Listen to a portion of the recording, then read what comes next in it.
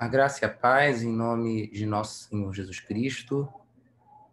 Dou as boas-vindas a todas as pessoas que estão nos seguindo nas redes sociais, sobretudo referentes a essa série de estudos bíblicos que nós temos feito sobre os credos apostólico e niceno. Nós estamos seguindo o livro Nossa Fé, Estudos nos Credos Apostólicos e Niceno, do Bispo Prado, de finada memória, e do reverendo Carlos Calvani.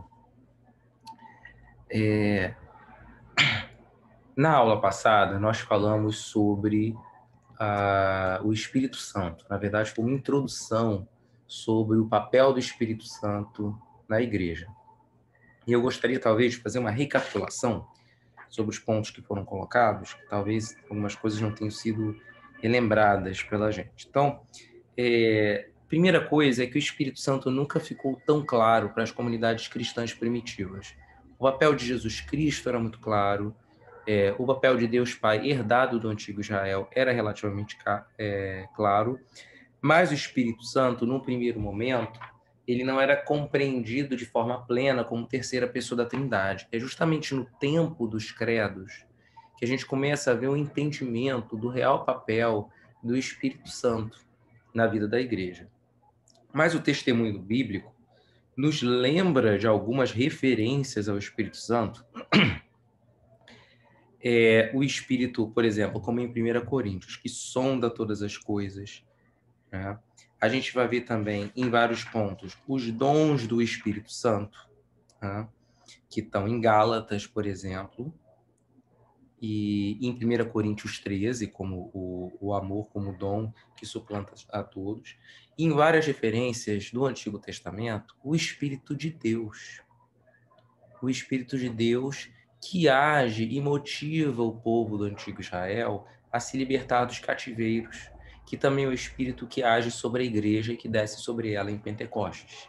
Então, dizer que o Espírito Santo é algo aqui, o papel do Espírito Santo na economia da salvação, na comunidade de pessoas da Santíssima Trindade, dizer que o Espírito Santo ele é algo que a igreja levou alguns séculos para compreender, não significa dizer que o entendimento do Espírito Santo, ou quem é o Espírito Santo, seja uma criação da igreja, né? Uma criação posterior ao tempo de Jesus. Na verdade, existem vários testemunhos do Espírito Santo no texto bíblico, mas a inspiração, a compreensão do povo de Deus é contínua. Ao longo dos tempos, as pessoas vão entendendo qual é o papel, o que vai acontecendo, né? Então, esse é um ponto muito importante. O Espírito Santo, o entendimento da igreja ao longo do tempo, ele vai modificando, e aí a igreja vai chegando a um consenso que está expresso nos nossos credos e no nosso catecismo do papel que o Espírito Santo tem. O Espírito Santo é que moveu o povo de Deus na busca da liberdade, que move a comunidade de pessoas fiéis hoje na libertação de todos os pecados, na libertação, no caminho adiante, na nova vida em Cristo Jesus. O Espírito Santo nos inspira e nos faz mover para lugares nunca antes vistos. O Espírito Santo agiu sempre na libertação do povo de Israel e, por que não dizer, na nossa libertação de tudo aquilo que nos prende, que nos separa do amor de Deus. E o Espírito Santo recebe um título muito importante no credo, que é o doador da vida. Então, o Espírito Santo é fonte de vida plena. É do Espírito Santo que emana a vida, não somente que nos guia, mas também que guia a humanidade, a vida que faz gerar nova vida na face da terra. E por isso o Espírito Santo é tão importante para nós. Quando a gente diz que o Espírito Santo é Senhor e doador da vida, que está lá no credo, nós também reconhecemos o Espírito Santo como Kyrios, né? Kyrios é Senhor em grego. Ele é tanto Senhor quanto Deus Pai, quanto Deus Filho. ele é uma outra face de Deus, uma outra pessoa da Santíssima Trindade, como a gente vai aprender depois, né? A igreja vai chegando a esse consenso. O Espírito Santo nos instrui na nossa oração, é ele quem guia a nossa vida espiritual. E o último ponto, só de recapitulação, porque o resto da discussão aconteceu na última aula, é sobre a procedência do Espírito Santo. A gente conversou muito claramente que a procedência do Espírito no texto bíblico, lá no texto de João, ele procede do Pai. O Espírito envia o Espírito que procede do Pai. O credo original, ele replicava ipsis literis essa referência bíblica, procedente do Pai. Entretanto, num concílio da Igreja Ocidental, um concílio regional, que não era ecumênico, se eu não me engano, em Toledo, foi decidido colocar uma procedência dupla do Filho também. Era uma querela que pertencia à Igreja Latina e, particularmente, à Igreja da Espanha. Ele era procedente do Pai e, para eles, teria que ser necessário dizer que também era procedente do Filho. E, com isso foi acrescido lá. Isso não é uma referência que está presente na nossa tradição mais antiga da Igreja. E, em decorrência disso, as igrejas ocidentais passaram a incluir no seu credo essa procedência dupla, procedente do Pai e do Filho. Mas isso não é um testemunho mais antigo da igreja. E é por isso que quando a comunhão anglicana começou a entrar em debate com a comunhão das igrejas ortodoxas, que nunca teve essa expressão filioque, ou seja, edo filho em latim, colocada no credo, um dos argumentos a que se chegou em consenso foi que as igrejas da comunhão anglicana revisariam seus credos à medida que revisassem seus livros de oração comum, de modo a excluir essa cláusula edo filho e reverter o palavreado do credo para a expressão original procedente do Pai.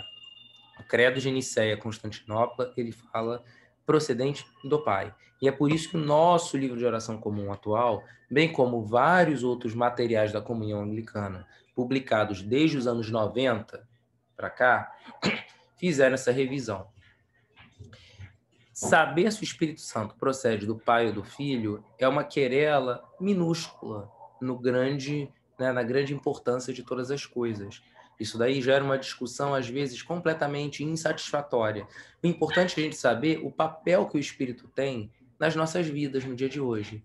E o papel do Espírito Santo nas nossas vidas é justamente guiar a igreja a um caminho de santidade e união com Jesus. O testemunho bíblico nos diz que ele procede do Pai e que o Filho o enviou ao mundo. Se você interpreta esse envio como uma outra procedência, isso é uma questão teológica sua. Se você interpreta ao pé da letra, como diz o texto, que procede só do Pai, é uma outra questão. O importante é que a gente entenda o papel do que o Espírito Santo faz hoje. E aí, fechando a nossa recapitulação passada, o mais importante que a gente perceba é que o Espírito Santo se faz presente onde as pessoas dão testemunho do Evangelho. E onde as pessoas dão testemunho do Evangelho, o que se faz presente no meio delas? Os frutos do Espírito. É por isso que o Espírito Santo ele é principalmente experiencial. Nós experimentamos a presença do Espírito no seio da igreja e entre as pessoas que conhecemos na igreja, quando vemos que essas pessoas dão testemunho do Espírito Santo, dando frutos, e pela árvore nós conhecemos esses frutos. E os frutos do Espírito, eles estão descritos, né, na própria Epístola aos Gálatas: fidelidade, mansidão, amor, alegria, paz, longanimidade, bondade, autodomínio, e acho que consegui citar todos. Os frutos mostram onde o Espírito Santo se faz presente. E os frutos, aí, como a gente vê, não estão necessariamente relacionados às manifestações carismáticas. Na nossa contemporaneidade, principalmente com o fortalecimento de movimentos evangélicos pentecostais e carismáticos no seio de todas as igrejas, nós temos o hábito de achar que alguém ou alguma igreja está cheia do Espírito quando ela tem vários desses dons de profecia, de cura e de milagres. Mas quando a gente vê isso cruzado com o texto bíblico, nós entendemos, primeiramente, que todos esses dons são submetidos ao amor. É possível ter todas essas coisas, falar todas as línguas, e sem amor nós não somos nada. Isso a gente aprende lá em 1 Coríntios. Nós também aprendemos em Gálatas que esses dons são nada se não houver um fruto que demonstre a presença do Espírito. Então, como que a gente procura a presença do Espírito Santo no seio da igreja? Procurando os frutos. Quando os frutos estão presentes na comunidade de fé e nas pessoas da comunidade de fé, é sinal de que elas dão testemunho do Evangelho, é sinal de que elas são cheias do Espírito e é sinal de que o Espírito Santo move essa comunidade para frente. E aí, por que a gente termina nesse ponto e começa outro capítulo? Porque a gente vai falar agora sobre o Espírito Santo ser fonte de profecia. Porque no credo niceno nós ouvimos falar que o Espírito Santo falou pelos profetas. E o que é profecia? Profecia, muitas vezes, já no nosso entendimento da contemporaneidade, é você dizer coisas sobrenaturais sobre a vida de uma pessoa que vão acontecer. Essa é uma definição muito rasa de profecia.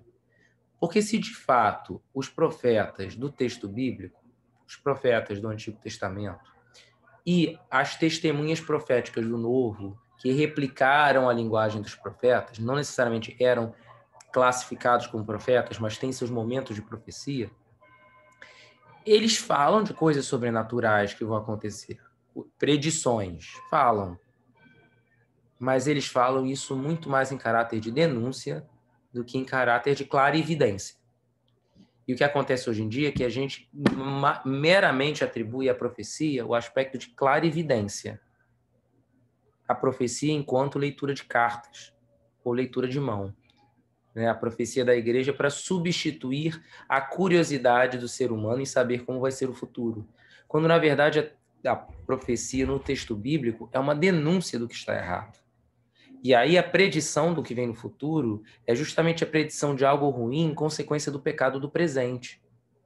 Não é uma adivinhação do rumo da vida de uma pessoa, e sim uma predição baseada naquilo que está errado e que os profetas denunciam. Então a gente aprende do texto bíblico que quando a gente ouve falar que o Espírito Santo falou pelos profetas, ele falou por pessoas que denunciaram o que estava de errado, o que não era vontade de Yahvé no seu tempo, o que não era mandamento do Evangelho, e às vezes pagaram com sua própria vida, não tiveram louvores, nem eram aquelas pessoas que eram tidas como grandes oráculos. Os profetas do Antigo Testamento não eram como a pitonisa.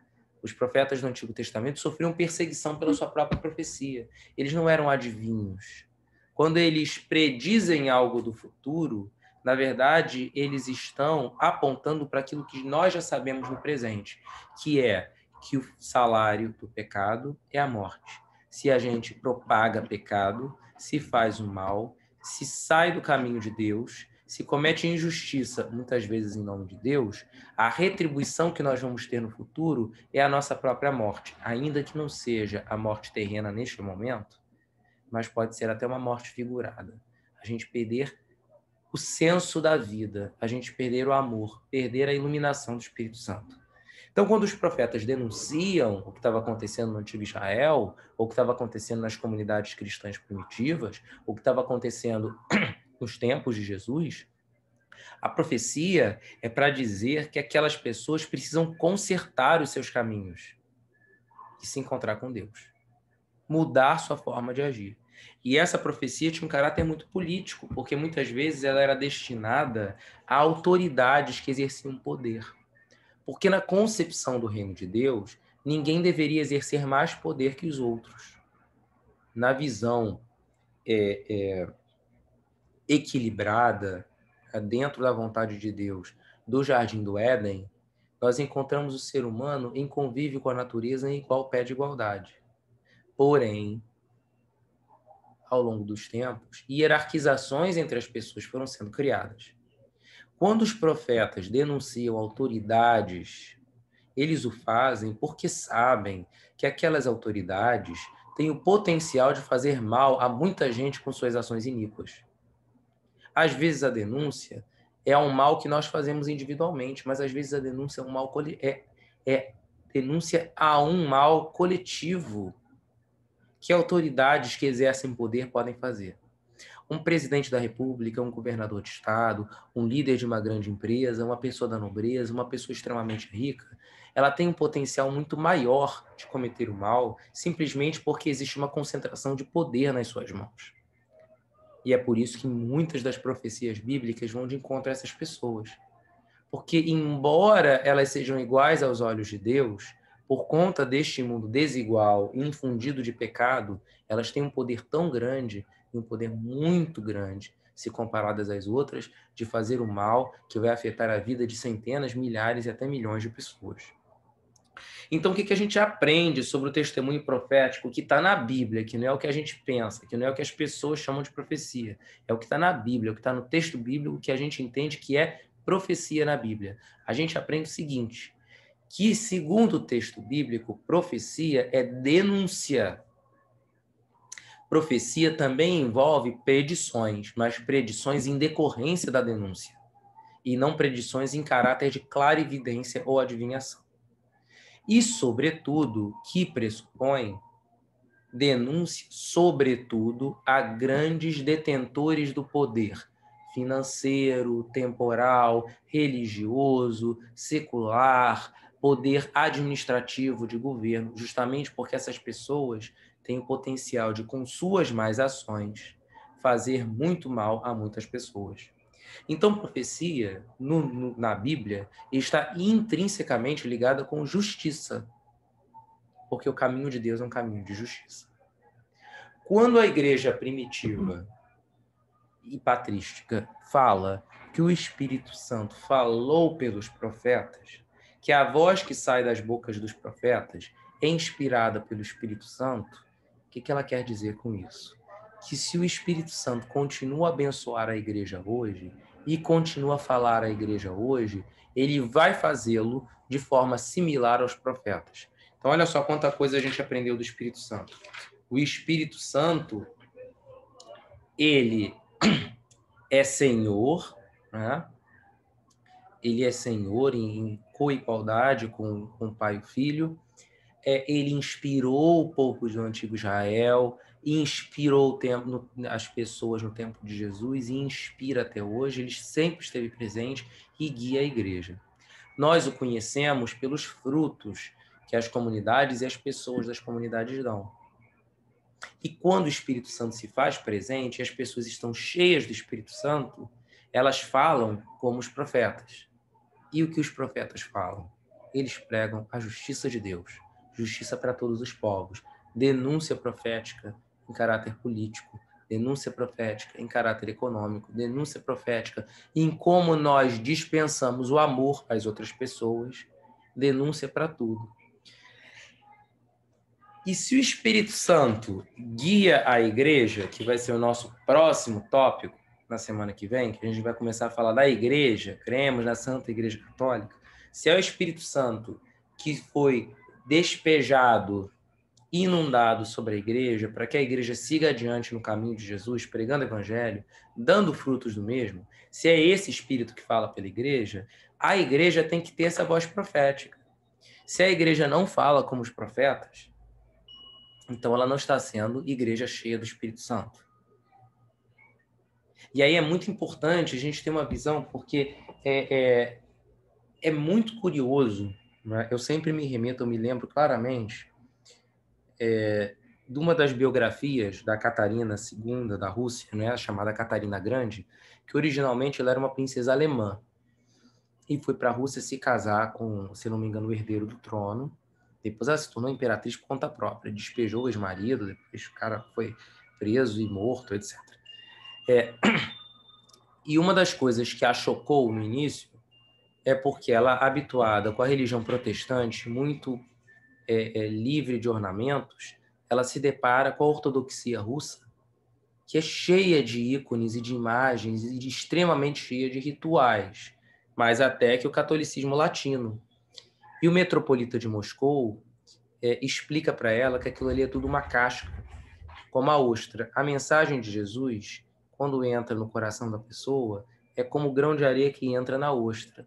Ele incomoda, ele vai incomodando ali dentro a gente, e a gente vai criando camadas e camadas ao redor daquilo ali para que aquela mensagem seja mais palatável. Só que não adianta, porque isso só faz aquela impureza crescer. E às vezes essas camadas e camadas que a gente cria são camadas de beleza, porque a pérola é lindíssima. Ela não é feia como um grão que incomoda e fere. A gente não consegue tirar a mensagem de Jesus do centro, mas às vezes a gente enfeita a mensagem de Jesus. E o perigo muito grande que a gente vive na igreja, sempre, em todas as épocas, é enfeitar tanto a mensagem de Jesus com belos hinos, canções, louvores, com ornamentos, com toda sorte de coisa, e perder a essência de Jesus Cristo. E a essência de viver o evangelho enquanto denúncia profética. Para a América Latina, levaram quase 4 séculos com vozes pontuais de profecia para que a gente pudesse desenvolver, no caso da teologia da libertação, uma linguagem teológica coerente que falasse de profecia. Levou 400 anos para isso. Ah, mas São Martinho de Porres deu um testemunho, tal, em tal momento. Frei Bartolomeu de las Casas deu outro testemunho de proteção aos indígenas, não sei quem foi contra a escravidão, tal. Casos pontuais. O cristianismo na América Latina, inclusive o cristianismo protestante, ele até os anos 60, 70, até começarem as vozes a falar de esperança, de transformação social, de mudanças estruturais na sociedade, ele era claramente voltado para a religiosidade pessoal e para costumes na vida das pessoas, e com uma ornamentação extrema, uma beleza litúrgica maravilhosa, mas uma mensagem muito mais vazia. Não tem nada contra a beleza litúrgica. Eu, inclusive, aprecio a beleza litúrgica e gosto de uma liturgia bem elaborada. Mas se essa liturgia é só um enfeite, é só a casca de uma pérola, e a mensagem não tem significado, isso de nada adianta. Agora, eu posso fazer a liturgia mais bela que tem, mais bem organizada, que faça sentido na vida das pessoas, e ainda assim reter a mensagem de Jesus Cristo. Mas levou para a igreja na América Latina 400 anos para desenvolver isso de forma coerente, sistemática, assim, com várias pessoas ao mesmo tempo, e não só uma ou outra em um dado momento. Várias pessoas defendendo isso. E mesmo assim, esse é um vernáculo contestado. Não vai ser qualquer pessoa na América Latina, pertencente a uma igreja, que vai chegar e vai ter essa visão de profecia. Mas essa é a visão bíblica. Aí você vai dizer, a Bíblia, então, a chave de leitura da Bíblia é a teologia da libertação? Não. Uma das chaves de leitura da Bíblia é a teologia da libertação. Eu não posso dizer que, por exemplo, os irmãos Wesley, ou que São Tomás de Aquino, ou que São Gregório de Nissa, né? Ou que qualquer pai ou mãe da igreja, Juliana de Norwich, seja lá quem a gente queira citar, ou que os cristãos etíopes no momento, os cristãos na Síria, né, no norte do Iraque, ou em outras partes do mundo, não leem a Bíblia de uma forma que está sendo inspirada para o dia a dia deles. Seria muito arrogante da minha parte dizer isso. Mas a teologia da libertação é uma chave de leitura, e uma chave de leitura particularmente que nos ajuda muito a entender o papel da profecia. Não dá para falar de profecia no texto bíblico sem recorrer ao que a teologia da libertação falou. Porque foi um lapso, né? Um lapso de luz, principalmente no contexto latino-americano. Entender profecia como denúncia do mal da sociedade. Porque aí a gente consegue ligar claramente que se o Espírito falou pelos profetas, então, quando o Espírito fala, por Daniel, por Isaías, por Abacuque, por Oséias, por todos aqueles profetas no Antigo Testamento, cujos nomes a gente nem sabe direito, porque muita gente nem lê esses livros. Eu, por sinal, sempre recomendo o livro de Isaías, que é o meu livro favorito da Bíblia como um todo, é o meu livro favorito em todos os aspectos, e mostra uma visão maravilhosa do que o reino de Deus é. Quando a gente lê o texto bíblico a partir da denúncia desses profetas, a gente entende que na grande parte do tempo eles não estavam só denunciando que o rei tal estava adorando Baal. Ele estava denunciando que o rei tirava a comida do estrangeiro, que sobretaxava o povo, que explorava as pessoas, que as colocava em situação de escravidão, que Deus ia agir com sua mão sobre aquela pessoa em decorrência do pecado dela. Então a profecia tem uma predição aí, mas não é uma clarividência. Ele não está dizendo com quem que aquele rei vai se casar, ele está dizendo que a mão de Deus vai cair sobre ele pelo mal que ele faz. E quando a gente faz o nexo causal, a ligação de que quem falou pelos profetas é o Espírito Santo, e esse mesmo Espírito fala à igreja hoje, a gente entende que a igreja hoje tem que falar que nem os profetas. A igreja tem que falar para o presidente, seja ele o Lula, Dilma, Bolsonaro ou Temer, que Deus quer isso da administração pública, que quer justiça e equidade para todo o povo. E que quando o presidente comete suas ações erradas, ele precisa ser denunciado, independentemente do partido político. Claro que tem os presidentes que cometem mais ações erradas que outros, mas assim como eles, houve reis lá no antigo Israel, no antigo Judá, que eram bem vistos aos olhos de Deus e mesmo assim pontualmente cometeram seus erros. Os profetas foram lá e falavam, isso está errado. A igreja precisa ser essa voz profética. E ela precisa ser a voz profética não só pelo ativismo de seus líderes, mas pelo consenso de seu povo. O povo tem que estar engajado nessa denúncia. O povo tem que estar engajado requisitando essa justiça de Deus entre todos os povos. Essa é uma chave de leitura indispensável. Se é indispensável no contexto da leitura do que é o povo de Deus ao longo dos anos, é ainda mais indispensável no nosso conceito e nosso contexto de América Latina, uma estrutura com uma herança colonial de extrema desigualdade, onde os extremamente ricos convivem com os extremamente pobres e onde há muita injustiça ao nosso redor. Se a igreja não fala com voz profética, ela não dá testemunho do Espírito Santo. E aí a gente fecha essa questão só com uma breve discussão, né? E a pergunta principal é: de que modo o Espírito Santo, de forma profética, atua na igreja?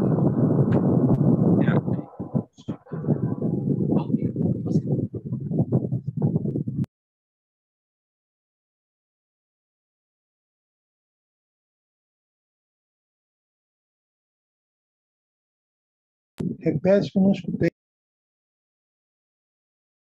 De que modo o Espírito Santo age em profecia na igreja hoje?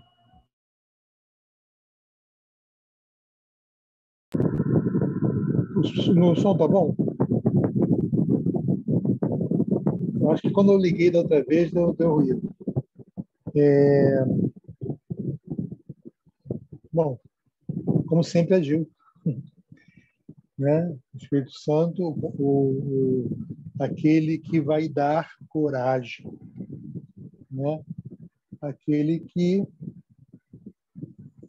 ao estar junto conosco, depois que Jesus saiu da sua presença física daqui e nos soprou, nos envia para a luta, para o combate, né?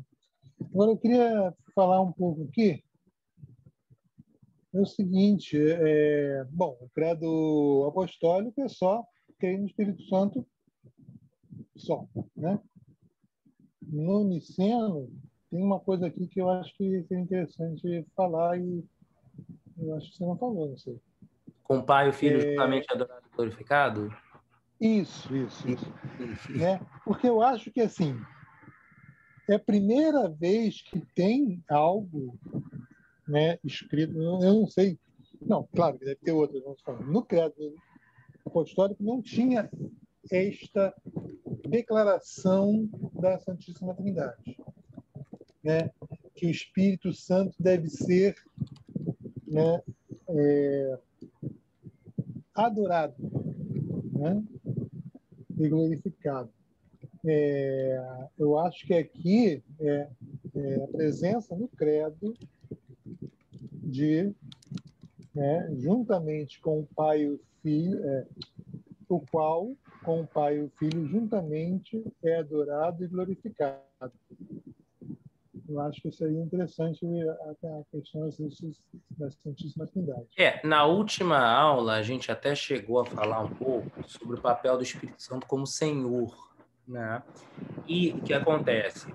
O Espírito Santo, eu acho que é por isso que eu não... Tá. Desculpa. O Senhor doador da vida foi da outra vez, né? Foi da outra. A gente começou, a aula passada falou do Espírito Tá. Santo, a primeira parte. Com o Espírito, com o Pai e o Filho juntamente adorado e glorificado, remete a esse entendimento evolutivo da Igreja do papel do Espírito Santo. Porque não existe nenhuma prova escrita de que esse consenso do Espírito Santo, como mesmo papel do Pai e do Filho, ele emerge logo no início da Igreja, leva alguns séculos. Tanto que o credo apostólico, que ele não é do tempo dos apóstolos, a gente falou isso lá numa das primeiras aulas, ele é de poucas décadas antes do credo niceno, não chega nem a ser 100 anos antes da consolidação dele. Ele fala no Espírito Santo, cremos no Espírito Santo, mas nem tenta descrever. Durante alguns séculos, a Igreja ficou tentando entender o papel do Pai e do Filho. E é por isso que começa a surgir esses pensamentos dissonantes, que a gente chama de heresias, né? Então, o credo niceno tende a definir, às vezes até em excesso, aquilo que estava gerando controvérsia. E aí, no caso do Espírito Santo, é exatamente isso. Tá? Mas o importante para a gente é entender que já naquela época já havia um entendimento de que o Espírito Santo era aquele que no Antigo Testamento é o Espírito de Deus, ou o Espírito do Senhor, que no Novo Testamento é citado como Espírito da Verdade, e que ele está em pé de igualdade com o Pai e o Filho. E por isso a gente chama de Senhor também é Kyrios, né? Também é Senhor. E é o que falou pelos profetas. Então ele está o tempo todo. À medida que a gente vai entendendo, juntando essas peças, a gente pode falar do Espírito Santo como coeterno. Vai estar lá no credo atanasiano, coeterno com o Pai e o Filho. Porque a gente entende pelo testemunho da igreja e do povo de Israel que ele estava presente o tempo todo, o Espírito que se movia sobre a face das águas. É o Espírito que fala aos profetas. É o Espírito que está sobre Jesus Cristo para proclamar, né, conforme a mensagem do profeta, Jesus replica na sinagoga, proclamar liberdade aos cativos e anunciar o inaceitável do Senhor. É aquele Espírito que está ali também, é o Espírito que está presente no batismo de Jesus. É o Espírito que é derramado sobre a igreja e continua conosco. Então, se esse Espírito é tudo isso, então ele está no mesmo pé de igualdade de Deus. Mas levou alguns anos para se chegar a esse entendimento. Não só disso. Sobre várias outras coisas sobre Jesus também. Por isso que o credo niceno fala horrores de Jesus Cristo. Até algumas coisas que nem faz muito sentido hoje a gente discutir. Consubstancial do Pai. Né? Então, assim, a gente falou um pouco disso e hoje o foco é mais sobre os profetas. Tá. E essa questão do falou pelos profetas, sim, ele está presente no Antigo Testamento, os profetas do Antigo Testamento, e também São João Batista, e tal. Só que, assim, claro, aparece várias vezes essa questão do Espírito conduzir o profeta, mas muitas vezes, eu acho que talvez a maioria das vezes, quando o profeta fala, ele diz oráculo de Javé e fala que, né, Deus não sei o quê. Eu acho que Deus me falou, Deus falou, fale com o rei tal, que ele não pode fazer isso, e tal. Na verdade, eu acho que tem um pouco aí já o fato disso aqui estar depois dessa indicação da Santíssima Trindade, eu acho que tem relação com isso, ou seja, a manifestação de Deus aos profetas é o Espírito Santo, talvez relacionando todas as manifestações do Antigo Testamento com o Espírito Santo. Tudo isso eu não li em lugar nenhum, não, tá? Estou chutando agora. Não, pode falar. Tá? Então, quer dizer, eu assim, pelo que eu estou Isso é um palpite meu, né? Não tem nenhum estudo a respeito disso, mas eu acho que quando ele diz assim, o qual falou pelos profetas, eu acho que está ligado ao anterior, falando sobre a Santíssima Trindade, ou seja, o Espírito Santo estava sempre junto em todas aquelas manifestações de Deus aos profetas que aparecem no Antigo Testamento, né?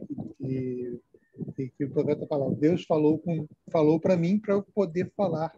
Deus falou que isso. Então, de repente, que o profeta fala como porta-voz de Deus, né? Mensagens de Deus para outras pessoas, né?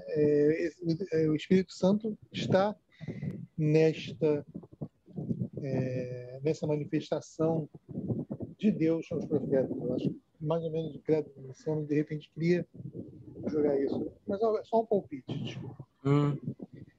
Não são palpites, eu acho que são um excelente testemunho e acho importante a gente trazer essa questão da profecia e de tudo aquilo que nós verificamos como importante na consecução do reino de Deus, na presença do reino de Deus, para que a gente se inspire e dando testemunho de Cristo, sendo trabalhados pelo Espírito Santo, nós possamos, de fato, ser testemunho profético no meio em que a gente vive.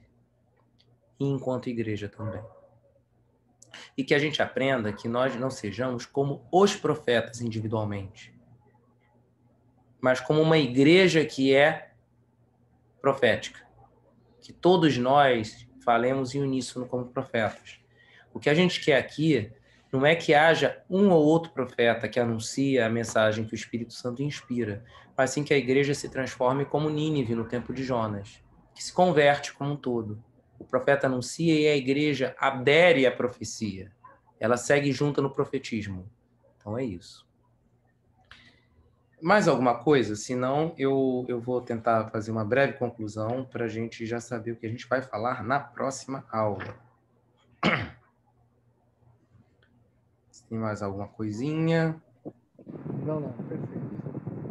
Não? Então, já vou dar o spoiler da próxima aula. Nós vamos falar sobre a igreja. Nós vamos falar 2 capítulos em uma aula só. A igreja e a comunhão dos santos e a igreja una, santa, católica e apostólica. O que a gente, quando a gente diz no credo? Cremos na igreja una, santa, católica e apostólica. E o que a igreja enquanto comunhão dos santos? Porque a gente fala também no credo, né? Cremos na comunhão dos santos e na Santa Igreja Católica. O que significa isso? A gente vai falar sobre todas essas coisas. Então, aguardemos até a próxima. Que Deus nos abençoe e espero contar de volta com a presença de todos.